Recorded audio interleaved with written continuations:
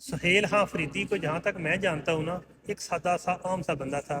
جب میں اسے زمان پارک میں ملا تھا تو بالکل نا، اس وقت شاید تحصیل صدر تھا اپنے ڈسٹرکٹ کا یا جو بھی سسٹم تھا.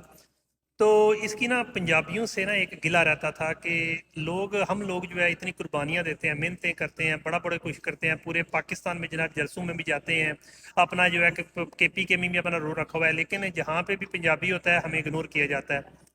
جب یہ زمان پارک کے اندر گیٹ کے اندر یا اپنے دوستوں کو وزٹ کروانا جو بھی سسٹم تھا، تو یعنی کہ ہر ایک اپنے جو قریبی دوست جو ساتھ ہوتے تھے اس کو نا باقاعدہ پروٹوکول دلواتا تھا، کوشش کرتا کہ اس کی ہر خواہش جو بھی ہے زمان پارک کے اندر جائے، خان صاحب سے یا لیڈران سے ملاقات کروائے.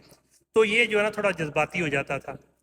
اس کی جو جذبات ہونے سے اس سے جتنی بھی گفت و شنید ہوئی ہے نا، جو باتیں ہوئی ہیں، میں اتنا بتا دوں کہ اگلے نومبر میں، حالیہ جو نومبر میں جب یہ لانگ مارچ ہونے والا ہے نا، شروع ہونے والا ہے انہی دنوں میں، تو سہیل افریدی جو ہے نا یہ پنجابیوں کو آواز نہیں دے گا.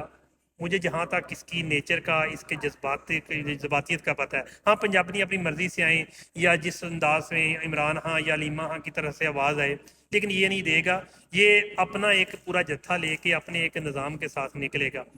تو اس کے علاوہ بھی اس وقت کا جہاں مجھے ملا بہت سادہ تھا، یعنی کہ کوئی اچھا لگتا نہیں تھا کہ یعنی کہ بہت امیر نہیں، عام یعنی کہ لوکل ہی سفر کر کے دوستوں کے ساتھ ہی آنا اور زمان پارک میں ہمارا پراپر ٹائم دینا.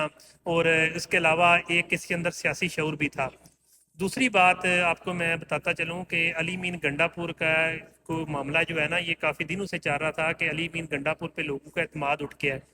اور اب جو تحریک علی مین گنڈا پور پہ کوئی بندہ یقین نہیں کر سکتا تھا. آپ کو بتاتا چلوں کہ جو ایک لانگ مارچ جہاں پہ اس میں کافی زیادہ قتل و غارت ہوئی، جو اس سے جو پہلا لانگ مارچ تھا نا، تقریباً اگر علی مین گنڈا پور بیرسٹر سیف کے کہنے پہ فون نہ سنتا اور نہ وزیر اعلیٰ جو کے پی کے ہاؤس جاتا، تو میرے خیال میں تقریباً اسی رات، اسی شام یا اگلے دن اتنا پریشر ہو چکا تھا کہ انٹرنیشنل میڈیا باقاعدہ ادھر پہنچ چکا تھا، بڑے بڑے سفارتخانوں سے فون آ رہے تھے. تو چانسز تھے کہ 40 سے زیادہ سفارتخانوں سے جناب یعنی کہ نا ایک ہوئی تھی کہ اس معاملے کو کور اپ کیا جائے جو بھی تھا. تو علی مین گنڈا پور بیرسٹر صاحب کے کہنے پہ جب یہ گیا وزیر اعلیٰ ہاؤس میں، ادھر جا کے جناب کہا گیا کہ خان صاحب سے یہ کو وہ ہے، اس نے کہا نہیں جانا. برسٹر گور کو بلایا گیا. برسٹر گور نے کہا کہ ہاں بھائی یہ 8-9 کا رات کا ٹائم تھا جب ہو گیا تھا، تو اس نے کہا کہ ہاں بھائی میں تو میڈیسن لے کے 10 بجے کے بعد سو جاتا ہوں، میرے پاس نہیں کیپیسٹی. فواد چودھری سے رابطہ کیا گیا تو اس نے کہا تھا کہ ہاں بھائی میں نہیں کر سکتا، کیونکہ جو ہے نا عمران خان اور عوام پہلے ہی میرے خلاف ہے، تو میں اس پہ آگے نہیں جا سکتا.